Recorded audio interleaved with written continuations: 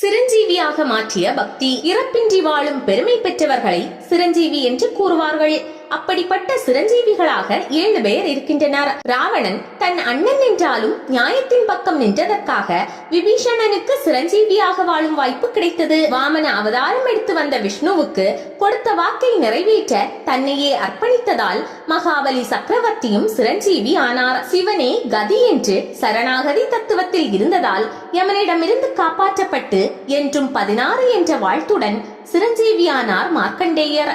படிப்பவர்களின் பாவங்களை போக்கும் புராணங்களையும் காவியங்களையும் எழுதியதோடு வேதங்களை 4ஆக பகுத்ததால் வேதவியாசரும் சிரஞ்சீவியானார். தந்தையின் சொல்லை மறுக்காமல் தாயை கொன்றதுடன் தன் தந்தையாலேயே தாயை உயிர்ப்பிக்க செய்த பரசுராமரும் சிரஞ்சீவி பட்டம் பெற்றார். கௌரவர்களின் பக்கம் நின்று கடைசி வரை துரியோதனனுக்காக போரிட்டதுடன் அபிமன்யுவின் மனைவி வயிற்றிலிருந்த கருவை கொல்ல அஸ்திரம் எய்ததால் துன்பத்தில் உழலும் பொருட்டு சிரஞ்சீவியாக மாறும் சாபத்தை பெற்றான் துரியோதனரின் மகன் அஸ்வத்தாமன். மேற்கண்ட 6 பேருக்கும் காரண காரியங்களால் வந்து சேர்ந்தது சிரஞ்சீவி பட்டம். ஆனால் எந்த எதிர்பார்ப்புமின்றி ராமனுக்கு சேவை புரிந்த காரணத்தால் இந்த பட்டியலில் அனுமனும் இடம் பிடித்தார்.